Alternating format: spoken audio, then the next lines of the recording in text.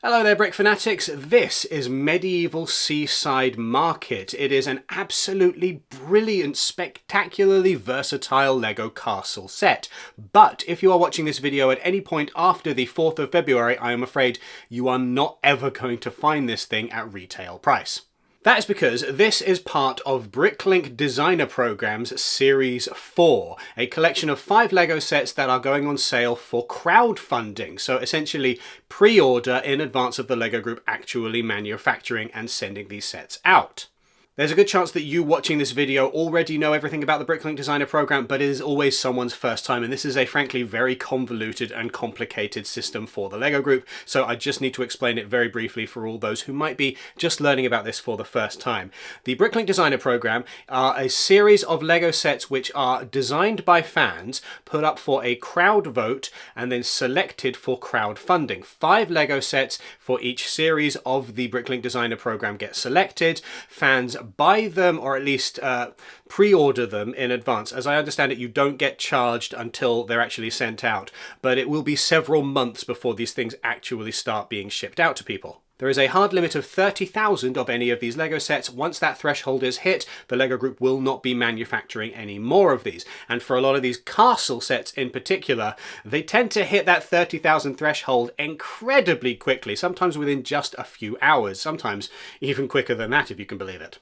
Unfortunately, the FOMO is real with these sets, and I do have to apologize to anyone watching this video who is either A, desperately trying to avoid spending money and feeling compelled to get this thing before it disappears, or B, watching this after the fact once all 30,000 units have already sold and just feeling frustrated that they missed out on something, because this is genuinely a really, really nice LEGO set.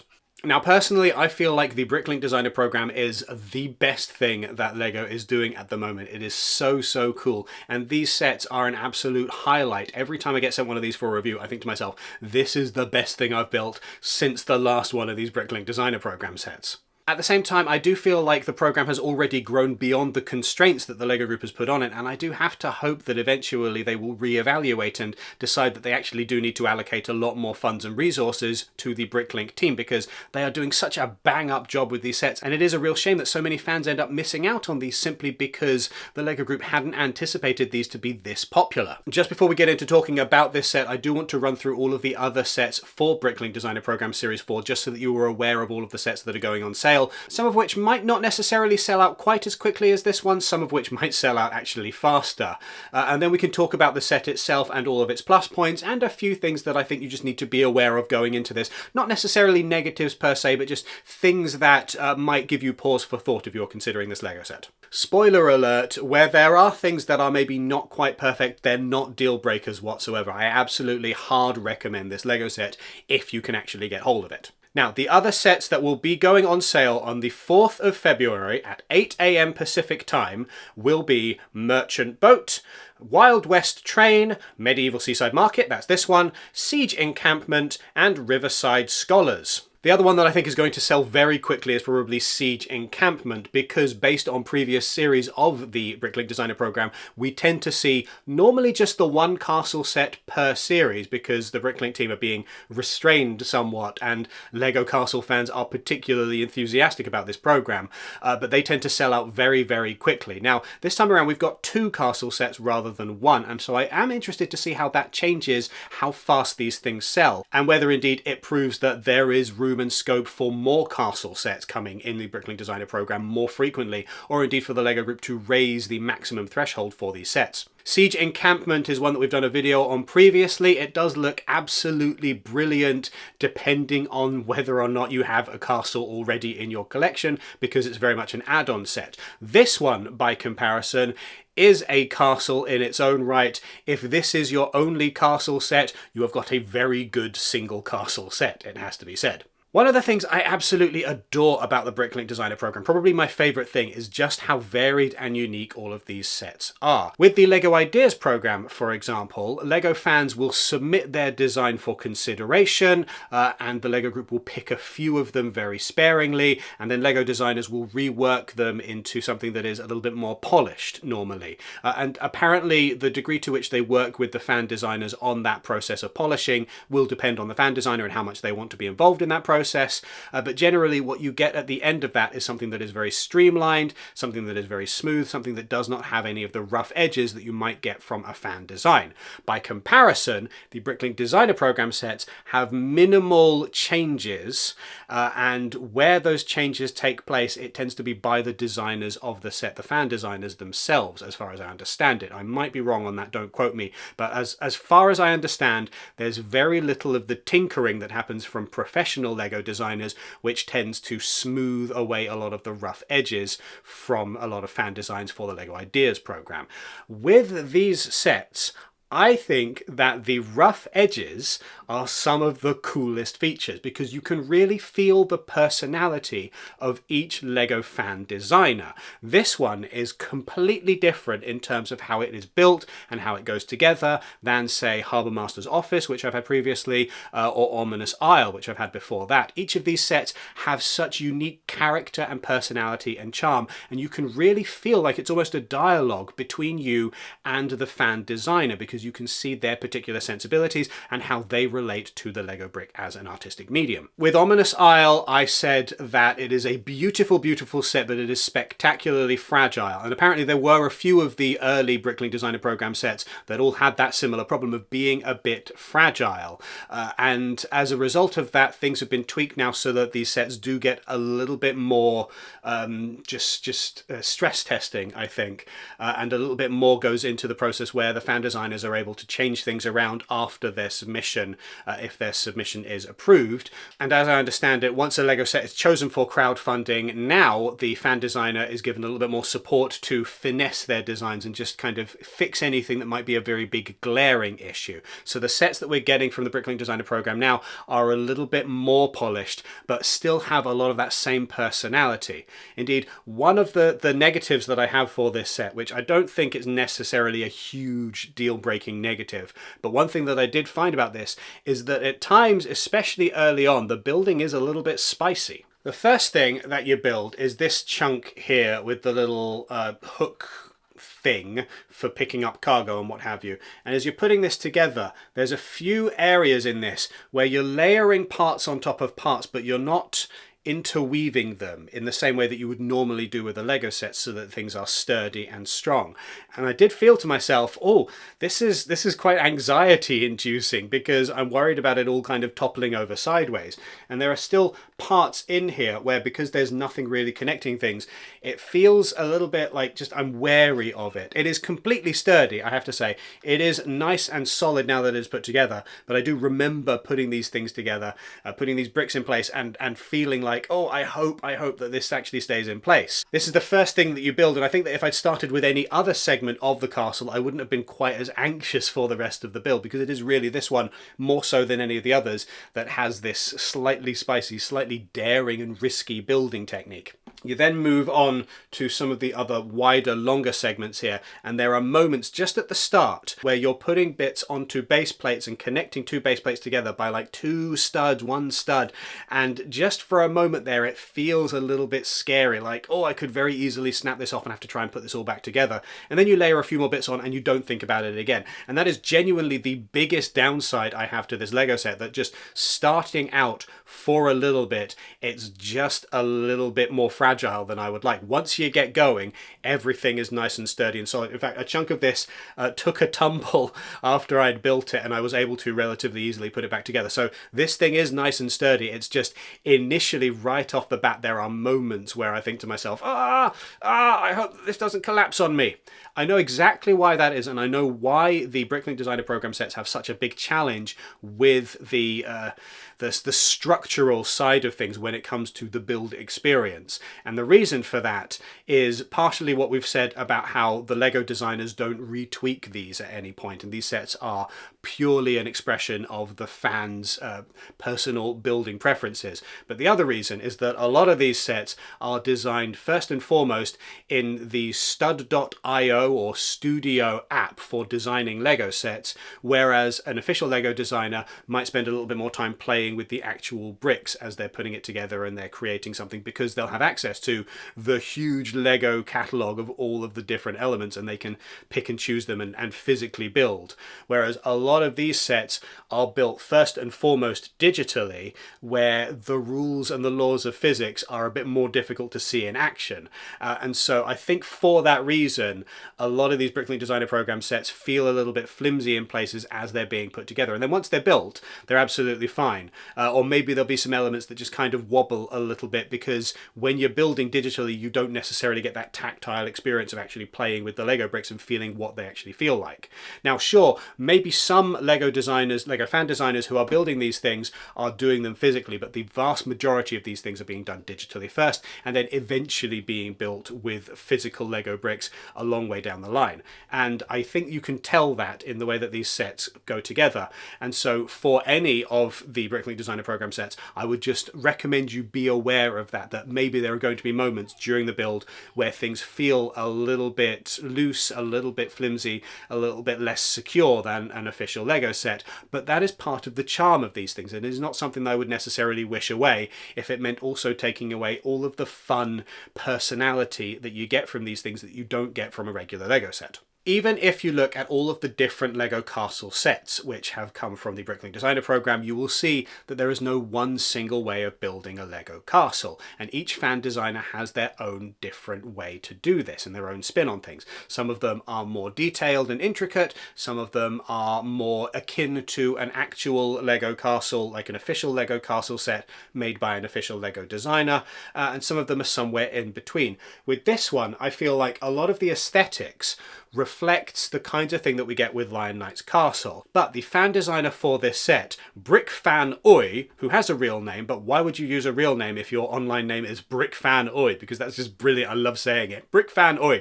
Anyway, Brick Fan Oi has made this thing so that it is so incredibly modular. It is just a joy to behold how many different ways you can lay this out. I have it here in the standard form. There is also an additional, you've got pictures on the screen, shelf-friendly version, which just makes things a little bit more compact and longer. Unfortunately, if I did that here, it would be too long for this table, and I'm probably still going to have a hard time fitting it onto the Kallaxes, because unfortunately, Kallaxes are just the worst way to store Lego. Do not buy Kallaxes. Every now and then we get a comment from someone saying, oh, what are those shells you've got behind you? They're called Kallax, they're from IKEA, they're terrible for this, because they're just the wrong shape. You need like a whole cubicle for a Lego set, but then there's so many things that either don't fit or that fit awkwardly or that you end up with so much wasted space. I would much rather have long, thinner shelves that don't have quite so much depth to them, but that allow for something like this to be put on display,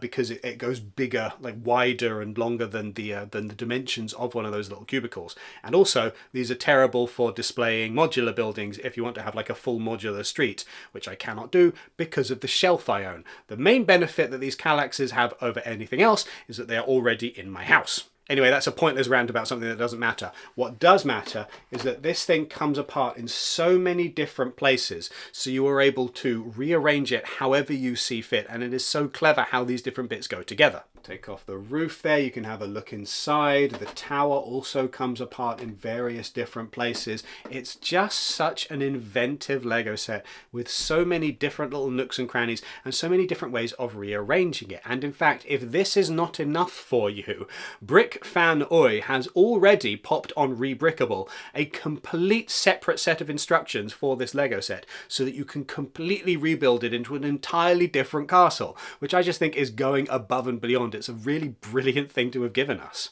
I have unfortunately not had time to take this entire thing apart and re-brick it into something else, but definitely the fact that that option is there is something that I'm just really, really grateful for. Who knows, maybe one of those will fit better into a Kallax unit. Anyway, as is the case with I think most, if not all, of these BrickLink Designer Program sets, another wonderful thing here is that the fan designers have been allowed to be as decadent as they like with elements. So there is a lot more of the little utensils or weapons or armor in here than you would normally get in a Lego set, which would normally be a little bit more restrained because the Lego group doesn't like us to have too much fun, I guess. I'm joking, of course, I'm teasing, but the reason why I think the BrickLink Designer Program works as well as it does is that when the fan designers are making these sets, they are only able to use Lego bricks that are already in the Lego palette at the moment, things that are currently being manufactured in large quantities for various other Lego sets. And that keeps the costs down for a lot of these, and it means that there's no extra additional elements to have to worry about, no different colors of things, no different molds that need to be made, whereas with the Lego Ideas program, you'll often get like a different head mold or a different additional elements that will be added to the Lego palette for the sake of making one of those Lego sets. Whereas with this, it's all made out of stuff that you could buy right now off of BrickLink and put together yourself if you so chose. And since you're buying a bunch of different Lego pieces anyway, you might as well go whole hog and throw in as much stuff as you can. The kitchen sink if you can. So you've got a bunch of different helmets in here. You've got a load of food elements. You've got a magic lamp or two. You've got a map. You've got a snake.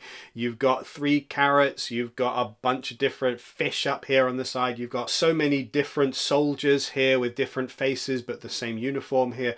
There's just so much in this set. It's got so much good stuff here that you would normally struggle to find in a single Lego set. I mean, maybe it's not quite as decadent as some that I've built in the past. I know Ominous Isle, for example, has this glorious giant treasure room that's just overflowing with gold elements. But this time around, things are a little bit more subdued in that regard. But the market feels vibrant. It feels busy. It doesn't feel like anything here is underserved. There's no element of this that I think, oh, well, I wish that there was a few more bits here and a few more bricks over there. Like, everything here works together very well, and it feels like a really nice, really detailed Lego set where a lot of those details are coming from the nice elements that we all like to have, because as nice as a single Lego brick might be, it's more fun when it is, I don't know, an axe piece or a helmet or a seagull or something like that. Little spoiler for this Lego set, but I feel like most people watching this are probably not going to get their hands on it anyway. But if you open up the floor here, down here there are 2 little crabs which are having a drink and a bit of cheese just under the dock there, which is just hilarious. It doesn't need to be there, but it's just the cutest little detail and I love it. And my enjoyment for that kind of decadence is true of basically all of these BrickLink Designer Program sets. So any of them that you're picking up, whether it's the Riverside Scholar, whether it's the Siege Encampment,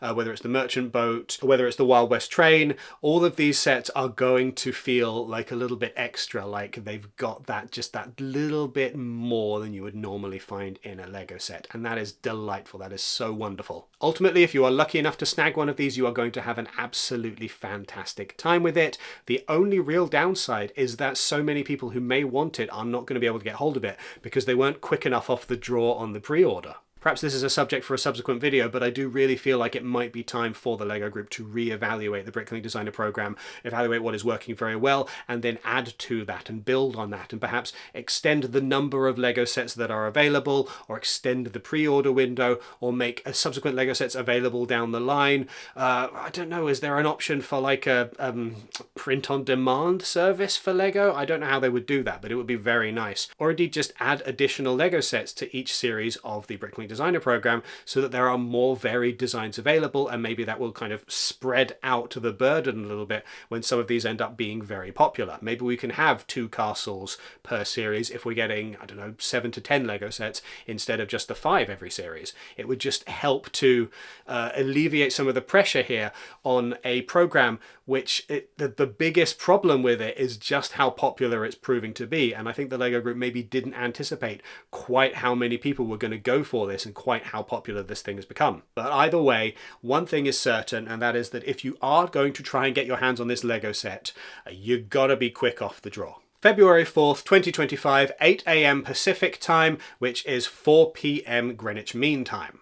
I'm sorry, I'm not going to be able to list out every single time zone for this. Hopefully you can use those 2 anchors to figure out local time for you wherever you may be. Again, once this set has sold 30,000 units, it is gone. It is not going to actually be with customers until a long way down the line. Current plans are apparently to start shipping this set out in July, but things have been a bit slippery with some of the schedules in the past for some of the BrickLink Designer Program sets, particularly in some regions around the world where there may be additional delays, I think in the Asia Pacific region in particular. And certainly, unfortunately, these things aren't available in every single country. So in some parts of the world, I'm sorry, but the LEGO Group just isn't actually sending them out to you at this moment in time. Now, there are a few other things to be aware of with the scheduling of the BrickLink Designer Program Series, because there's so many different moving parts in this conveyor belt of a program that is currently moving. So apparently March is going to be the shipping time where shipping starts for the BrickLink Designer Program Series 3. So if you've got one of those sets that you are waiting on, hopefully from March onwards you might well be able to get hold of that yourself. It'll actually be sent out to you. Series 5 of the BrickLink Designer Program, which includes sets like Adventure in Transylvania and the Tortuga one, both of which I think are absolutely brilliant. Those are going to be crowdfunded in June of this year, so we've got a few months away for that. And then next week, the 10th of February, will be the opening of the crowd vote for Series 7 of the BrickLink Designer Program. So that will be when the designs that have been submitted for the upcoming 7th series will be available for people to vote on. And you can go in there and you can either vote and say that you absolutely love a design, that you kind of like it, or that you're kind of met on it. Those are the three options. And the ones that get the most love will then be considered for selection for the 5 sets that go through to the crowd vote for Series 7. But that's a way down the line now. It's just worth bearing in mind that there is an opportunity to vote and to make some kind of impact on the kinds of sets that are coming out in the future.